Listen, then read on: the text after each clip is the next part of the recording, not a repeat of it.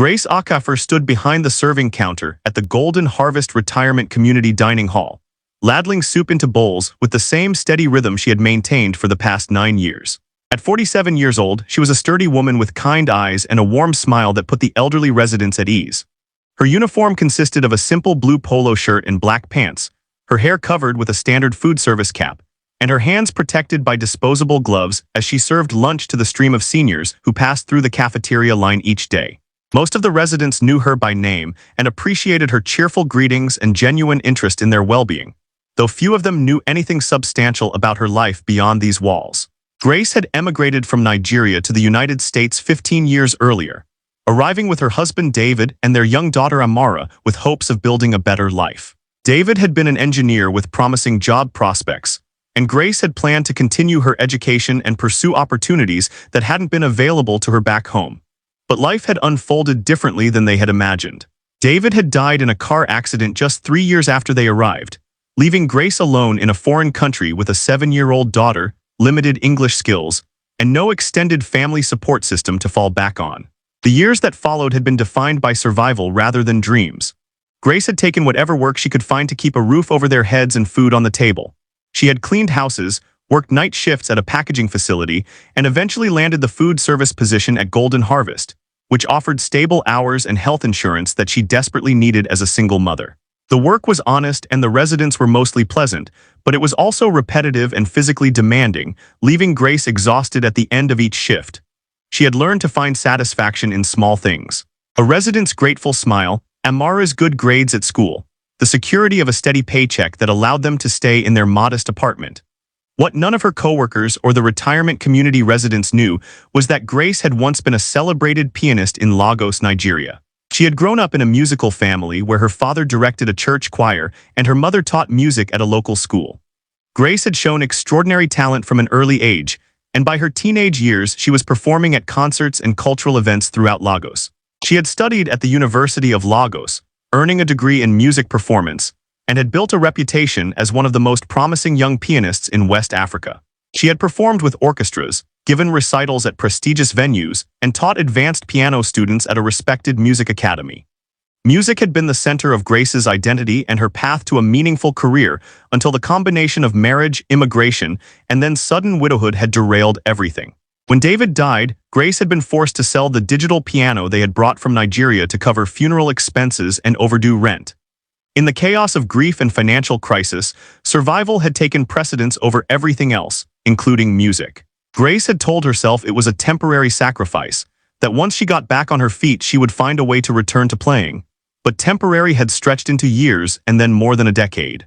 The emotional pain of losing music had been profound, almost as devastating as losing her husband. Playing piano had been how Grace processed emotions, how she connected with her cultural heritage, how she expressed parts of herself that had no other outlet. Without it, she felt diminished, like she was living as only a fraction of who she truly was. But the practical demands of single parenthood in a country where she had no support network had left no room for grief about lost artistic pursuits. Grace had learned to push down those feelings, to focus on being strong for Amara, to find purpose in providing stability even if it meant sacrificing the things that had once given her life meaning. Amara, now 22 and recently graduated from college with a degree in computer science, had grown up knowing her mother had studied music in Nigeria but had never heard her play piano. Grace had been too ashamed to admit the extent of what she had given up, too afraid that talking about her former life would make the loss feel even more unbearable. She had presented herself to her daughter as simply a food service worker who had come from Nigeria and was doing her best to provide, and Amara had absorbed that identity as the complete truth of who her mother was. The Golden Harvest Retirement Community was an upscale facility that prided itself on offering residents an active, culturally enriched lifestyle. The building featured beautifully landscaped grounds, well-appointed common areas, and a full schedule of activities designed to keep residents engaged and social. There was a library, an art studio, a fitness center, and a performance space called the Harmony Room where residents could attend concerts, lectures, and various entertainment programs. The facility attracted wealthy retirees who expected a certain standard of amenities and services, and the staff was trained to maintain that standard with professionalism and discretion. Grace had worked at Golden Harvest long enough to become invisible in the way that service workers often do in environments serving the wealthy. The residents were generally polite to her, but most looked through her rather than at her, seeing her function rather than her personhood. She served their meals, cleaned their dining areas, and occasionally helped residents who had mobility issues carry their trays. But these interactions rarely went beyond surface pleasantries. Grace had made peace with this invisibility, understanding it as part of the social dynamics that came with her position. She didn't expect or seek recognition beyond doing her job well and earning her paycheck. On a Thursday afternoon in mid-November, the retirement community was preparing for their annual Thanksgiving celebration, a major event that brought together residents, their families, and significant donors who supported the facility's charitable programs. The event would include a formal dinner followed by entertainment in the Harmony Room, and all food service staff had been asked to work extra hours to help with preparation and service. Grace had agreed to work the event, appreciating the overtime pay that would help with upcoming holiday expenses. The Harmony Room had been decorated elegantly for the occasion, with autumn-themed centerpieces on each table and warm lighting that created an intimate atmosphere. At one end of the room sat a beautiful Steinway grand piano, one of the facility's prized possessions that was used for the regular concerts and recitals held for residents. The piano had been professionally maintained and was considered one of the finest instruments in the region, a gift from a wealthy former resident's family who had wanted to ensure that future residents would have access to quality live music. As Grace helped the catering team set up the dining area, she found her eyes repeatedly drawn to that piano. She had managed to avoid the Harmony Room for most of her 9 years at Golden Harvest, finding excuses not to attend the concerts or events held there because seeing the instrument stirred up too many painful feelings. But now, helping to arrange tables just feet away from the gleaming Steinway, she felt the old longing rising up despite her efforts to suppress it. Her fingers twitched involuntarily, muscle memory from thousands of hours of practice asserting itself even after so many years away from playing. The Thanksgiving event began promptly at 6 o'clock with residents and their guests arriving in formal attire. Grace worked efficiently in the background, helping to serve the elaborate meal that the catering team had prepared. She moved through the room refilling water glasses, clearing plates between courses, and ensuring that everything ran smoothly. The atmosphere was festive, with families reuniting and donors being recognized for their contributions to the facility. Grace performed her duties with her usual competence while remaining as unobtrusive as possible. Just another staff member in a blue polo shirt, making sure the important people had what they needed. After dinner concluded and dessert had been served, the facility director, a polished woman named Margaret Whitfield, took the microphone to introduce the evening's entertainment. She explained that they had arranged for a local pianist to perform a selection of classical pieces and popular standards to accompany the remainder of the evening. The guests applauded politely as a young man in his 20s approached the piano and took his seat. He was a music student from a nearby university, hired for a modest fee to provide background music for the event. The young pianist began to play, and Grace, who was collecting dessert plates from a nearby table, immediately recognized that while he was technically adequate, his playing lacked depth and musicality. He moved through a Chopin nocturne with correct notes, but without the nuanced phrasing and emotional expression the piece required. Several of the guests continued their conversations, barely noticing the music, while others listened with polite but not particularly engaged expressions. Grace felt a familiar critical assessment rising in her mind, the trained musician in her noting every missed opportunity for dynamic shading and interpretive subtlety. The young pianist continued through several more pieces with similar results, competent but uninspired performances that served as pleasant background music but didn't really capture anyone's attention. Then he attempted a Rachmaninoff prelude that was clearly beyond his technical abilities. He stumbled through difficult passages, missed notes, and struggled with the dramatic contrasts the piece demanded. The mistakes became increasingly obvious and awkward, and Grace could see discomfort on the faces of some guests who were now paying closer attention to the struggling performance. Finally, about halfway through the Rachmaninoff piece, the young pianist stopped abruptly, his hands falling away from the keys in visible frustration. He apologized into the microphone, explaining that the piece was more difficult than he had realized and perhaps he should have chosen something simpler. The moment was uncomfortable, with sympathetic murmurs from some guests and a few awkward laughs from others. Margaret Whitfield rushed to smooth over the situation, thanking the young man for his efforts and suggesting they all give him a round of applause for trying such challenging music. But before Margaret could fully redirect the evening's program, a voice called out from one of the tables near the front. It was Harrison Caldwell, a wealthy 83-year-old resident known for his sharp wit and his tendency to speak his mind regardless of social niceties. Harrison announced loudly that surely someone else at this gathering could play piano better than what they had just witnessed. That with all the talent and culture represented in this room, they ought to be able to find someone to properly perform Rachmaninoff. The comment created an awkward silence, with people unsure whether Harrison was being playfully provocative or genuinely critical. Margaret tried to deflect with a gracious response about appreciating the effort regardless of the outcome, but Harrison wasn't finished.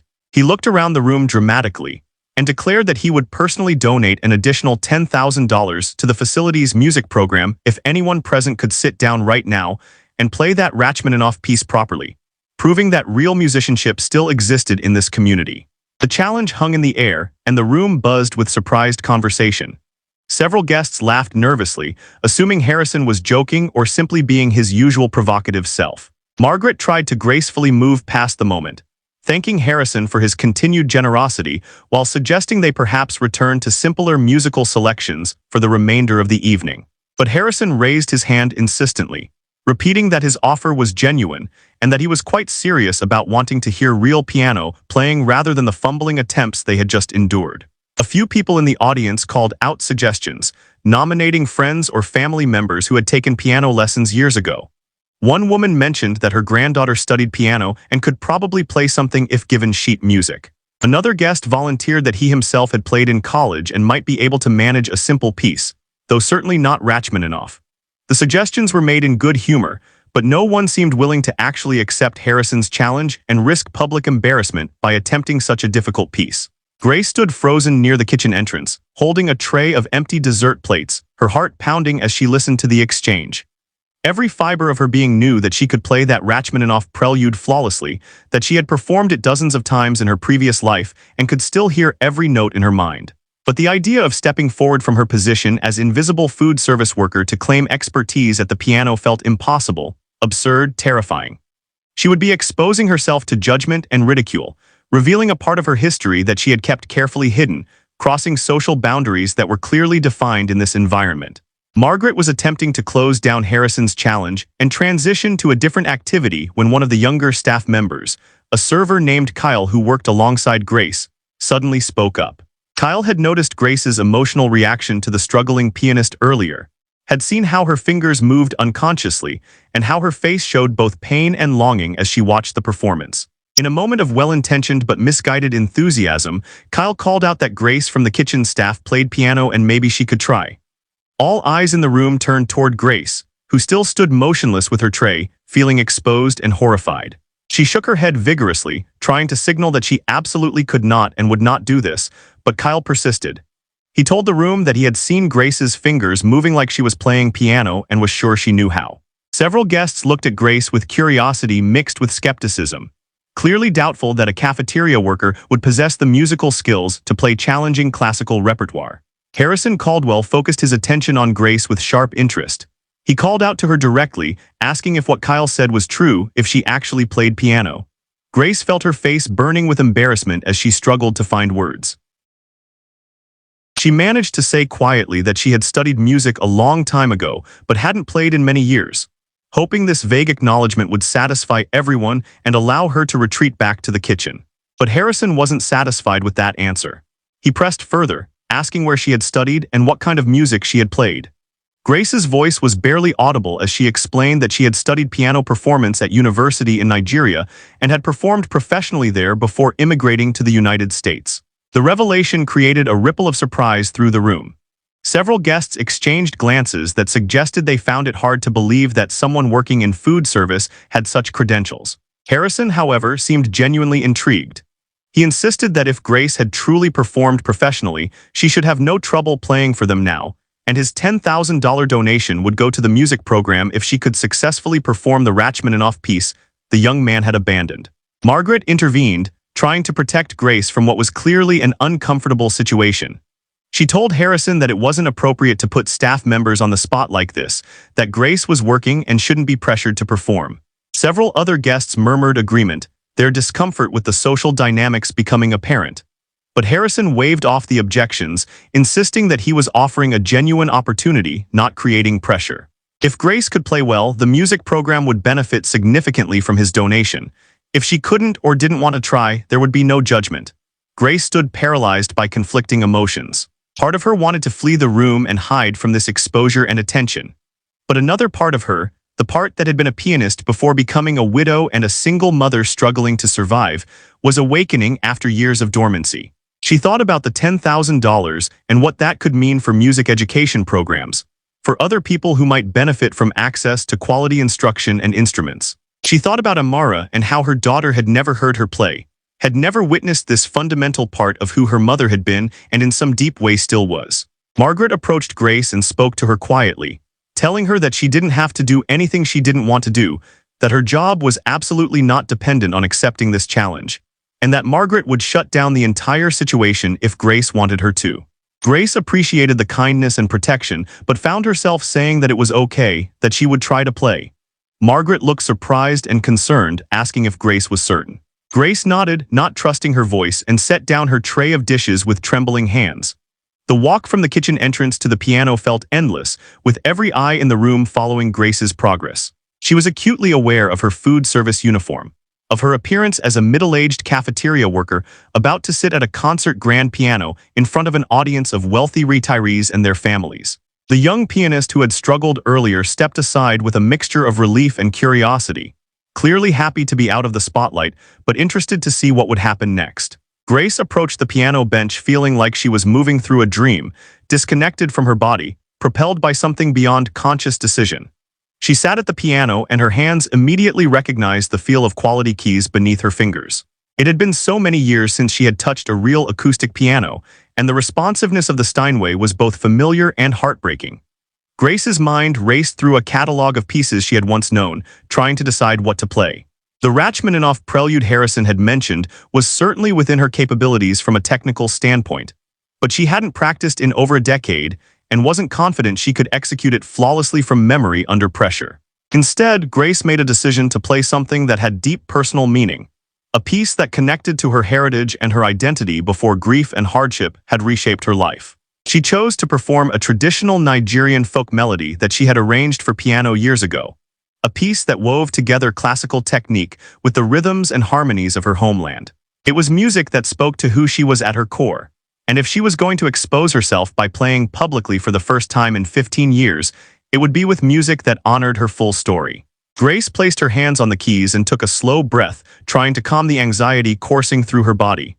The room had gone completely silent, everyone waiting to see what would happen. Some faces showed skepticism, others showed curiosity, and a few showed the kind of uncomfortable pity people often directed toward service workers who were stepping outside their expected roles. Grace closed her eyes and allowed herself to remember who she had been before loss had redefined her, before survival had become her only goal, before she had learned to make herself small and invisible. She began to play, and the first notes that emerged from the Steinway were clear and confident, immediately establishing that whatever these people had expected, Grace possessed genuine skill. Her fingers moved across the keys with the kind of fluidity that came only from years of serious training and practice. The folk melody she had chosen started simply, but quickly revealed its complexity as Grace wove in variations and embellishments that showcased both technical ability and deep musical understanding. Her arrangement incorporated classical harmonies while maintaining the distinctive rhythmic patterns of Nigerian music, creating something that was both sophisticated and emotionally direct. The effect on the room was immediate and profound. Conversations stopped completely as people registered that they were hearing something extraordinary. The skeptical expressions transformed into surprise and then into genuine appreciation as Grace's playing revealed its quality. This wasn't just competent amateur playing but artistry of a professional caliber. Musicianship that belonged on concert stages rather than in retirement community dining halls. The young pianist who had struggled earlier stood watching with his mouth slightly open, recognizing that he was witnessing a level of skill far beyond his own. Grace felt herself sinking deeper into the music, the familiar sensation of being completely absorbed in sound and emotion returning after so many years of absence. Her body remembered how to move with the phrases, how to use subtle shifts in dynamics to shape the melody, how to make the piano sing rather than just produce notes. The piece she was playing carried within it memories of her father's church choir, her mother's music classes, the bustling streets of Lagos where she had grown up, the recitals where she had first discovered the power of connecting with an audience through music. As the piece developed, Grace added improvisational elements, responding to the acoustic properties of the room and the energy she could feel from the listening audience. She played with a freedom and emotional honesty that would have been impossible when she was younger and more concerned with technical perfection. The years of hardship and loss had given her something that pure talent and training couldn't provide. A depth of lived experience that informed every note with genuine feeling. The music wasn't just beautiful in an abstract way but deeply human, carrying within it stories of joy and sorrow, of what it meant to lose everything and keep going, of the parts of ourselves we sacrifice and the hope that someday we might reclaim them. The audience sat transfixed, many of them with tears in their eyes as Grace's playing touched something beyond just aesthetic appreciation. Several residents who had known personal tragedy and loss found themselves powerfully moved by the emotion in the music. Harrison Caldwell, who had started this entire situation with his provocative challenge, sat forward in his chair with an expression of wonder, clearly recognizing that his casual bet had uncovered something genuinely special. One of Grace's most meaningful projects at the Cultural Center was creating a concert series specifically designed to showcase the talents of immigrant artists working in service or manual labor jobs. People like herself who possessed extraordinary skills and training, but had been forced into different work by economic necessity or immigration challenges.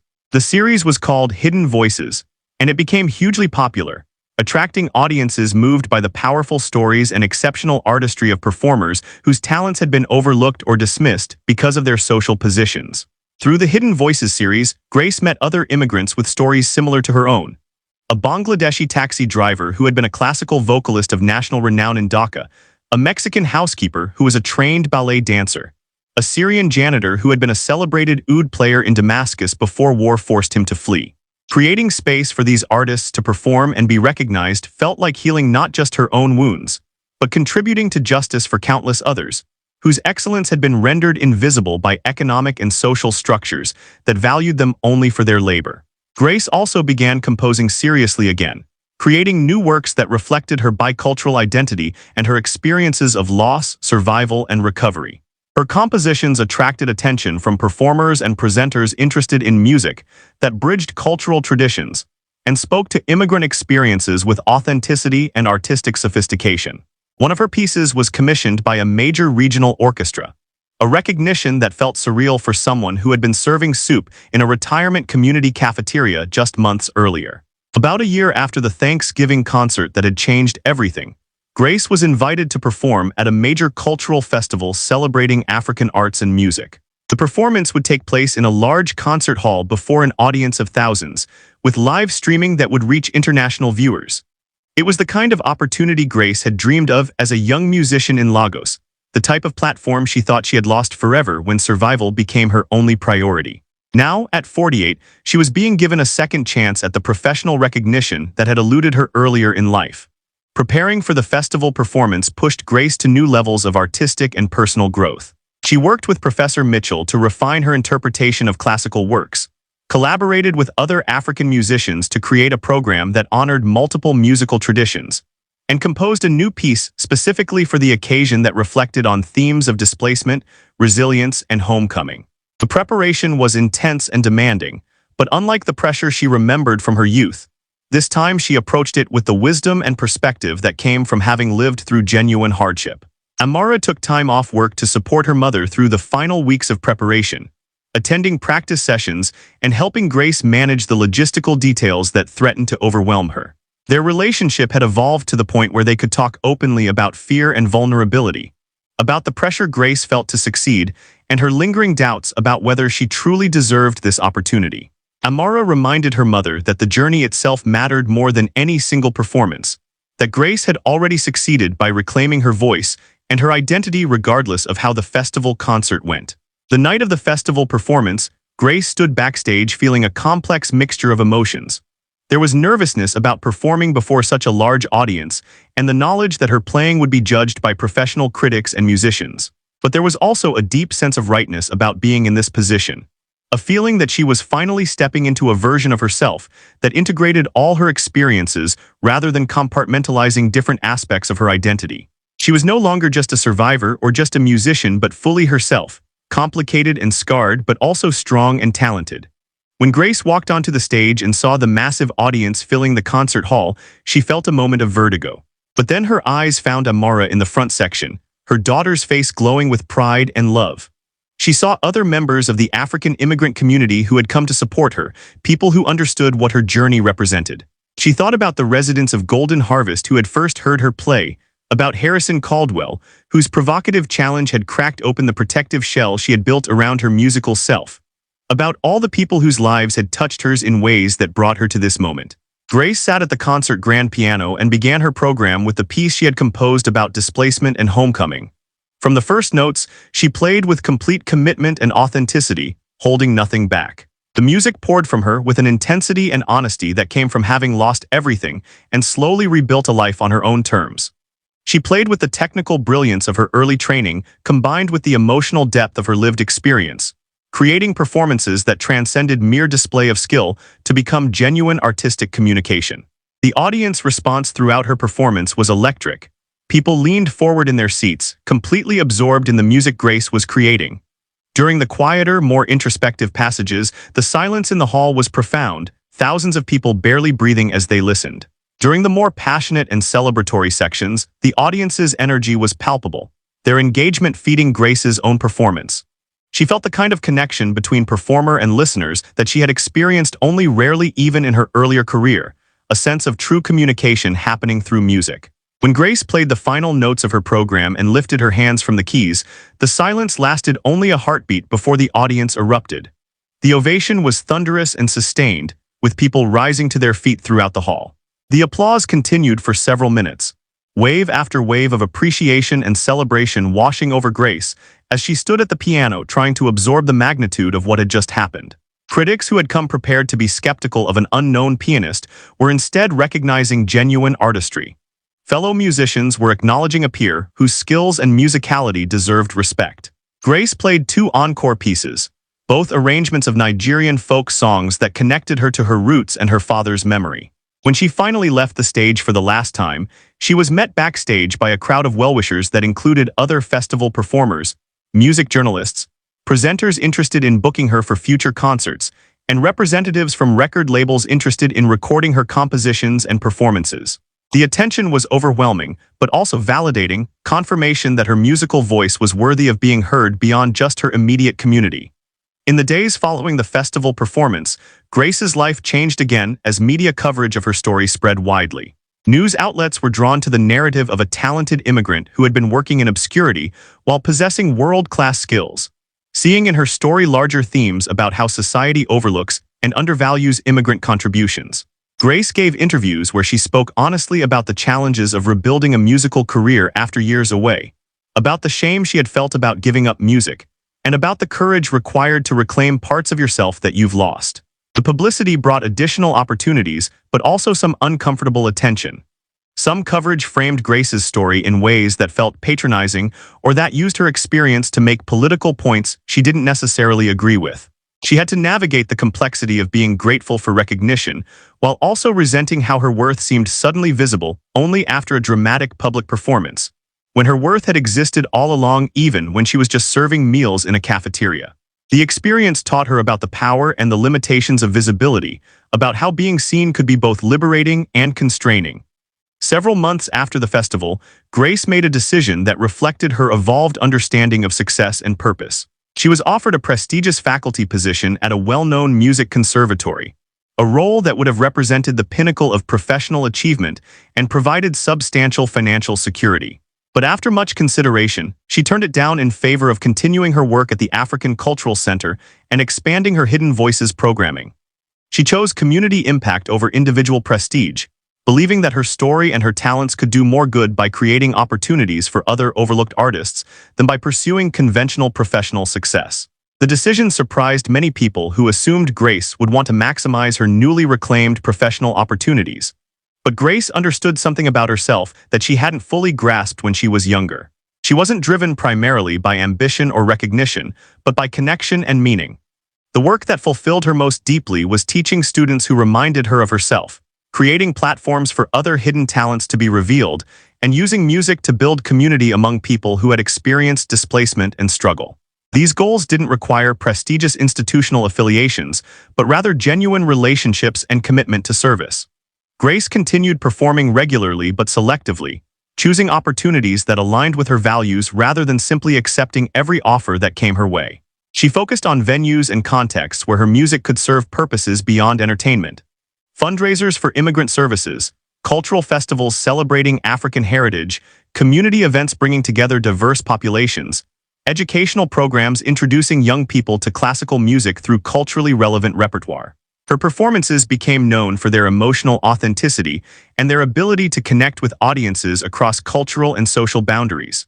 The relationship with Golden Harvest evolved into something mutually beneficial and meaningful. Grace continued performing monthly concerts for residents, finding deep satisfaction in bringing music to elderly people for whom these performances often represented highlights of their months. She developed special programming connecting residents with musicians from immigrant communities, creating intergenerational and cross-cultural exchanges that enriched everyone involved. Harrison Caldwell became one of her most generous supporters, funding scholarships and programs that reflected the values Grace championed. 3 years after the Thanksgiving concert that had revealed her hidden excellence, Grace stood before a group of her piano students at the African Cultural Center, preparing them for an upcoming recital. Among the students were children of African immigrants, young people navigating between cultures and trying to understand who they were and what they might become. Grace looked at their faces and saw reflections of her own younger self, children carrying talents and dreams, but also facing obstacles and uncertainties about whether those dreams were realistic or permissible given their family's circumstances. She told her students something she had learned through her own journey, that the parts of ourselves we suppress or hide don't actually disappear but remain dormant, waiting for the conditions that will allow them to resurface. She explained that sometimes we have to prioritize survival over artistry, that practical necessities are real and important, but that we shouldn't confuse temporary sacrifices with permanent losses. She encouraged them to hold on to their artistic identities even if circumstances forced them into other paths, because those identities would still be there when conditions changed and courage returned. Grace's story became a touchstone in her community, referenced whenever people needed encouragement to pursue dreams that seemed impractical or to reclaim parts of themselves they had abandoned. Parents pointed to her example when their children showed artistic talents but worried about financial viability. Immigrants struggling in service jobs while possessing professional credentials from their home countries found hope in her journey from invisibility to recognition. Her students learned not just piano technique but life lessons about resilience, about the long arc of a life that might include setbacks and detours, but could still ultimately reach meaningful destinations. Amara, who had been inspired by her mother's example to pursue her own creative interests alongside her technology career, sometimes accompanied Grace to performances or community events. She had become an advocate for arts education and immigrant rights, using her technical skills to build platforms that connected artists from marginalized communities with opportunities and audiences. Mother and daughter had become collaborators in a shared mission of making space for voices that society often overlooked or dismissed, their work complementary even though it took different forms. On a quiet evening years after everything changed, Grace sat at the piano in the now familiar Harmony Room at Golden Harvest, practicing for an upcoming performance. The space that had once represented her exposure and humiliation had become a sanctuary, a place where she could simply be herself with music. As her fingers moved through a piece she loved, Grace reflected on the strange journey that had brought her from serving soup to performing concerts, from hiding her talents to sharing them openly, from shame about her past to integration of all her experiences into a coherent identity. She thought about the moment when Kyle had pointed her out to that Thanksgiving audience, forcing her into a situation she would never have chosen for herself. That moment of public pressure, of being pushed beyond her comfort zone against her will, had felt like exposure and shame at the time. But in retrospect, it had been a kind of intervention, breaking through years of protective hiding to reconnect her with a fundamental part of who she was. Sometimes, Grace had learned, we need external forces to push us toward transformations we're too afraid to choose for ourselves, even when those transformations are ultimately what we need. Grace had learned that excellence doesn't disappear just because it's not publicly performed or professionally recognized. The skills and artistry she had developed in her youth had remained intact even through years of not playing, waiting patiently to be called upon again. She had learned that there's no single timeline for success or self-realization, that people can reclaim lost parts of themselves at any age and any stage of life. She had learned that vulnerability and visibility carried risks but also rewards, that being fully seen meant risking judgment but also enabling genuine connection. Most importantly, Grace had learned that her worth had never actually been dependent on whether people recognized her talents or not. She had possessed the same value when she was serving soup as when she was performing to ovations. The difference was not in her intrinsic worth, but in her own relationship to herself, in her willingness to acknowledge and honor all aspects of her identity rather than hiding parts she feared wouldn't be acceptable or sustainable. The public shame that could have destroyed her had instead become the catalyst for integration and wholeness, for becoming fully herself rather than just the survivor she had needed to be for so long. As Grace played on that quiet evening, her music carried all of this understanding, all the hard-won wisdom of her journey. She played for the young woman in Lagos who had once dreamed of concert stages, for the grieving widow who had survived by any means necessary, for the cafeteria worker who had served meals with quiet dignity, and for the artist she was finally allowing herself to be again. She played for everyone who had hidden excellence, who had sacrificed dreams for survival, who wondered if it was too late to reclaim lost parts of themselves. And through her music, she answered that it's never too late, that the parts of ourselves we think we've lost are often just waiting to be rediscovered, and that sometimes our greatest shame can become the doorway to our most authentic expression. Grace built the piece toward its climax, her fingers moving with increasing speed and complexity through variations that required both technical precision and rhythmic sophistication. The Nigerian folk melody transformed under her hands, becoming sometimes joyful and celebratory, other times melancholic and reflective, but always deeply rooted in the musical traditions of her homeland. She played with her whole body engaged, swaying slightly with the rhythm, her face showing the emotions the music evoked, completely lost in the moment of artistic expression she had denied herself for so many years. As Grace brought the piece to its conclusion, she slowed the tempo and simplified the texture, returning to a pure statement of the folk melody that had formed the foundation of all the variations. She played these final measures with tenderness and reverence, as if saying goodbye to something precious, and when she released the final chord and allowed it to fade naturally into silence, the quiet that filled the room felt sacred. No one moved or spoke for several seconds, the audience held in the spell of what they had just experienced. Then Harrison Caldwell stood and began to applaud, his clapping slow and deliberate and filled with genuine respect. Within moments the entire room rose in a standing ovation, the applause building from polite appreciation into something much more powerful. People weren't just acknowledging a good performance but celebrating the revelation of hidden excellence, the discovery that someone they had overlooked and underestimated possessed extraordinary gifts. Grace sat at the piano with her hands in her lap, overwhelmed by the response, tears streaming down her face as years of suppressed grief and longing finally found release. Margaret Whitfield approached the piano with her own eyes wet with tears, placing a hand on Grace's shoulder. She told Grace that in all her years directing Golden Harvest, she had never heard such a beautiful performance in the Harmony Room, that what Grace had shared was a precious gift to everyone present. Harrison made his way to the piano as well, pulling out his phone to instruct his accountant to process the $10,000 donation immediately. But he also told Grace that the money seemed almost beside the point now, that what she had revealed about herself was worth far more than any financial contribution he could make. Other guests crowded around, wanting to express their appreciation and ask Grace about her background. Many of them seemed genuinely shocked and somewhat ashamed that they had been coming to this facility for years, interacting with Grace regularly in the dining hall, and had never seen her as anything more than a cafeteria worker. Several people apologized explicitly for not recognizing her as a complete person with her own story and talents. One woman, a retired music teacher, told Grace with emotion in her voice that her playing had reminded her why she had devoted her life to music education, that hearing such artistry was a profound gift. Grace accepted the praise and attention with grace but also with clear discomfort, not accustomed to being the center of focus in this way. She tried to deflect and minimize, saying she was just happy the music program would benefit from Harrison's donation, but the guests wouldn't allow her to diminish what she had done. They wanted to know why she was working in food service if she possessed such remarkable musical abilities, what had brought her to this point, whether she still performed publicly.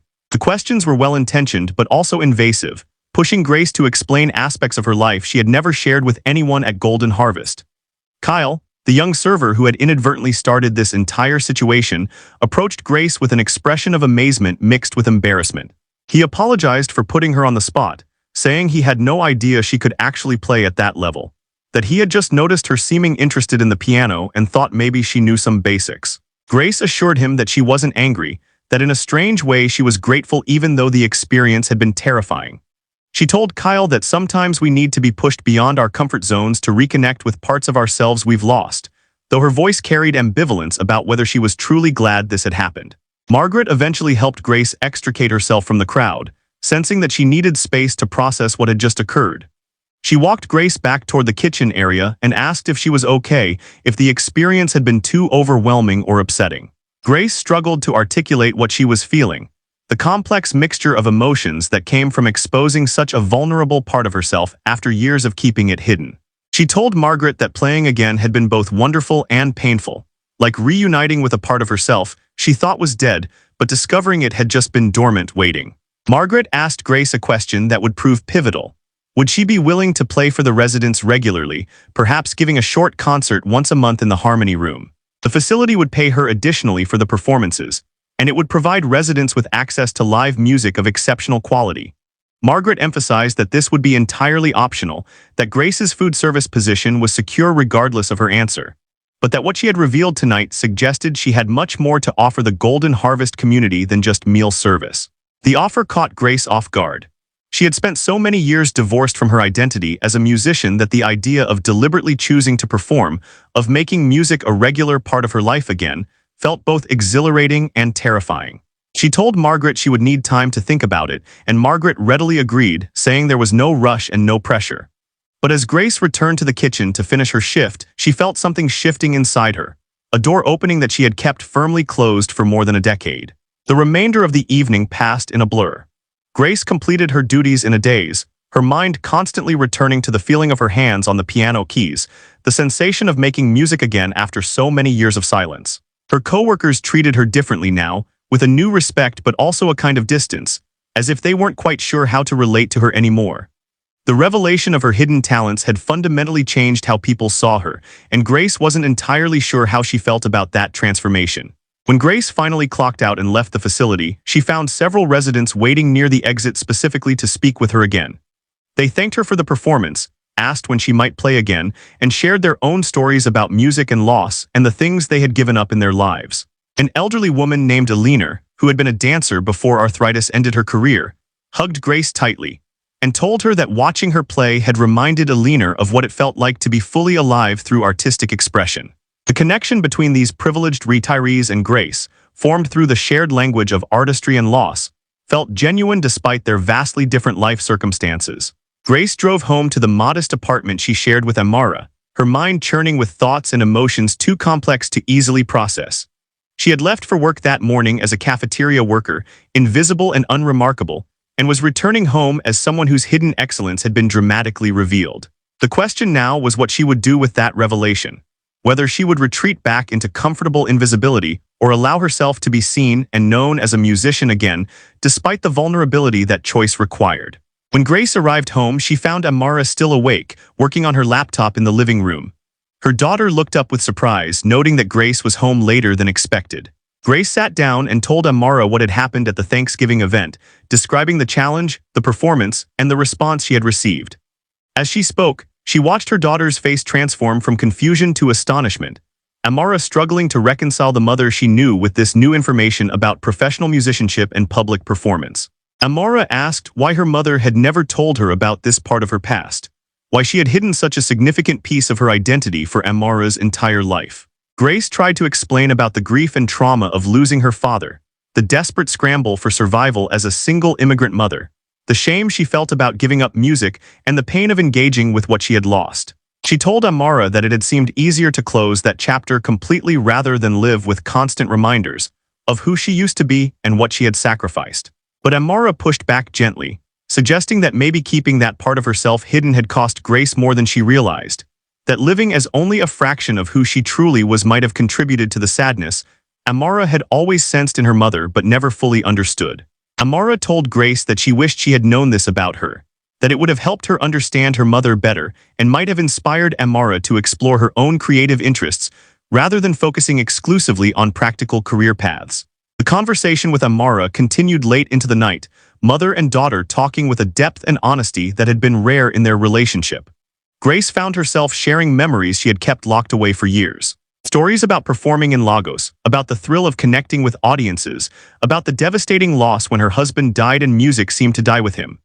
Amara listened with tears in her eyes, grieving for experiences her mother had endured alone, angry that circumstances had forced Grace to abandon something so central to who she was. Amara asked her mother directly what she planned to do now that her secret was revealed. Would she accept Margaret's offer to perform regularly at Golden Harvest? Would she look for other opportunities to play publicly?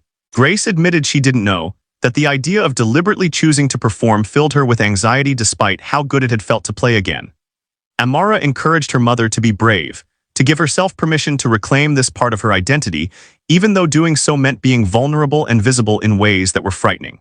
The young woman reminded Grace of something her mother had told her years ago when Amara had been afraid to apply to competitive universities, worried she wouldn't be good enough. Grace had said that the only real failure was not trying, that regret came not from attempting and falling short, but from never attempting at all.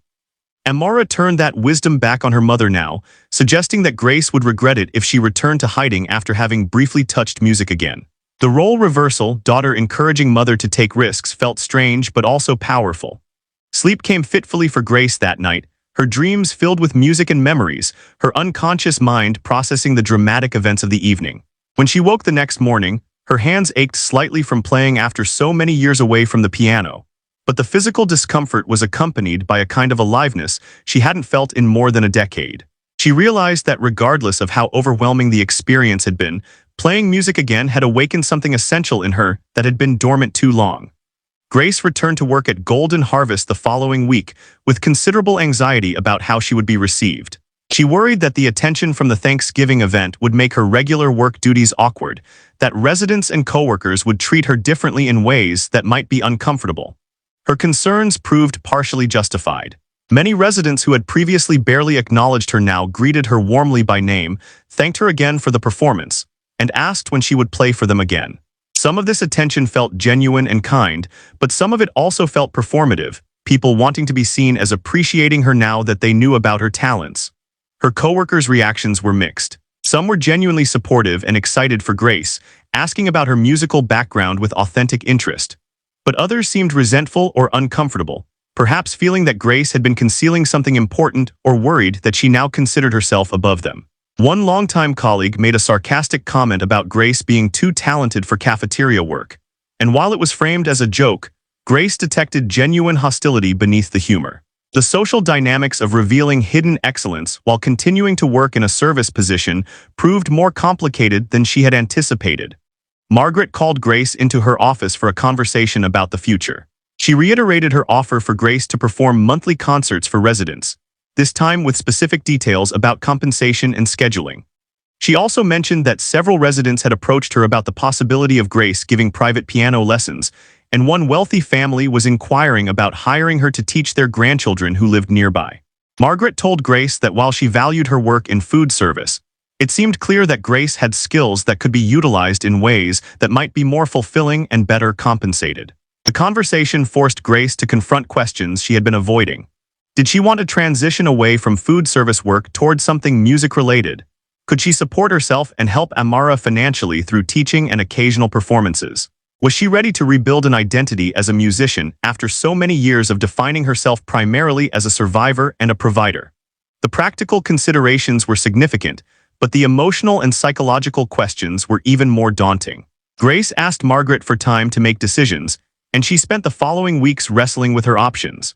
She accepted the opportunity to perform one more concert for residents, partly to test whether the Thanksgiving performance had been a fluke or whether she could consistently play well despite years away from regular practice. She chose a program of classical pieces mixed with arrangements of Nigerian folk music, working to rebuild her technique and stamina through hours of practice in the harmony room during her breaks and after her shifts ended. The experience of practicing seriously again was revelatory. Grace discovered that her muscle memory was remarkably intact, that pieces she had learned decades ago returned to her fingers with surprising ease once she spent time reacquainting herself with them. But she also noticed gaps in her abilities, passages that required the kind of daily practice she hadn't maintained, technical challenges that were more difficult at 47 than they had been at 25. Working to overcome these limitations became a kind of meditation on aging, on loss and recovery, on the question of whether reclaiming past excellence was truly possible or just a nostalgic fantasy. Professor James Mitchell, A retired music professor who lived at Golden Harvest sought out Grace during one of her practice sessions. He had attended the Thanksgiving performance and been deeply impressed by her playing. He offered to coach her if she was interested, sharing his expertise to help her prepare for the upcoming concert. Grace was initially hesitant to accept help, her pride making it difficult to acknowledge she needed guidance, but she eventually agreed to work with Professor Mitchell. Their coaching sessions became transformative for Grace in unexpected ways. Professor Mitchell treated her as a serious artist rather than as a cafeteria worker dabbling in music, pushing her to think deeply about interpretation and musical meaning rather than just executing notes. He challenged some of her interpretive choices, encouraged her to take more risks expressively, and helped her understand how her life experience could inform her playing in ways that made it more compelling. Working with him reminded Grace of why she had loved music so much originally, how it could be a vehicle for communication and connection beyond words. As Grace's second concert at Golden Harvest approached, word had spread beyond just the residents and their families. Local musicians who had heard about the exceptional pianist working in the retirement community cafeteria wanted to attend. A reporter from the regional newspaper requested an interview about Grace's unusual story. A community music school reached out asking if Grace would consider joining their faculty. The attention was flattering, but also overwhelming, pushing Grace into a level of visibility that made her deeply uncomfortable given how long she had cultivated invisibility as a protective strategy. The night of the concert, Grace stood backstage in the Harmony Room feeling more nervous than she had at Thanksgiving, because this time the performance was planned and anticipated rather than spontaneous. She had time to worry about disappointing people, about not being able to replicate her earlier success, about exposing herself to judgment and criticism. Her hands trembled as she waited for her introduction, and she questioned whether she had made a terrible mistake in agreeing to do this. But when Grace walked onto the stage and saw the audience that had gathered to hear her play, something shifted. In the front rows sat many of the residents she had served meals to for 9 years, their faces showing genuine warmth and support. Amara sat near the front with several of her friends, beaming with pride at her mother. Professor Mitchell gave her an encouraging nod. Even some of Grace's co-workers from the cafeteria had come to listen, their presence suggesting that whatever resentment existed was outweighed by curiosity and perhaps respect. Grace sat at the piano and began her program with a Bach prelude and fugue, music that required precision and clarity, but also allowed for emotional expression within its structured framework. As her fingers found the familiar patterns, she felt herself settling into the performance, anxiety giving way to focus and then to genuine engagement with the music. She played through her program with growing confidence, each piece revealing different aspects of her musicianship and her cultural heritage. The highlight of Grace's concert came when she performed a piece she had composed herself years ago in Lagos, a work that wove together Western classical forms with Nigerian folk melodies and rhythms in ways that reflected her dual identity. She had written it shortly before immigrating to the United States, and playing it now felt like a bridge between who she had been and who she was becoming, between the life she had lost and the life she was tentatively beginning to reclaim. The composition was technically demanding, but also deeply personal, every phrase carrying memories and emotions from different chapters of her journey. As Grace played her own composition, she felt a freedom and authenticity in her performance that transcended what she had achieved with the standard classical repertoire. This was music that came directly from her experience and her heart, and sharing it with an audience felt like revealing herself completely, holding nothing back. The vulnerability was terrifying but also liberating, as if years of protective armor were finally falling away to expose her true self. She played with tears streaming down her face, no longer trying to maintain composure or professional detachment, but simply allowing the music to channel everything she felt. The audience response was extraordinary. People rose to their feet before Grace had even played the final notes, the ovation building as she brought the piece to its powerful conclusion.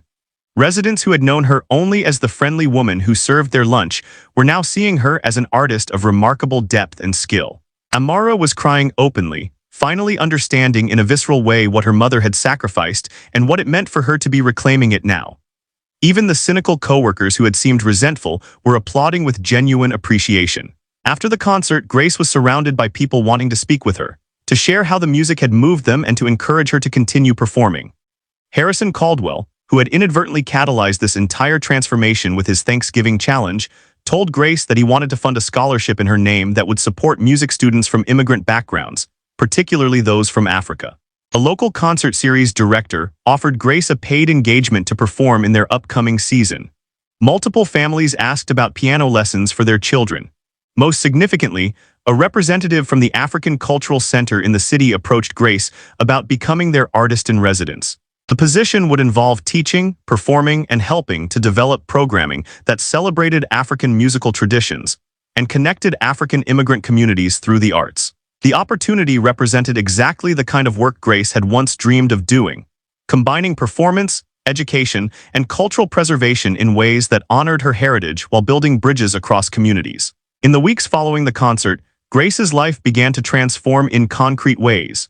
She accepted the artist-in-residence position at the African Cultural Center, which provided sufficient income that she could transition away from full-time food service work.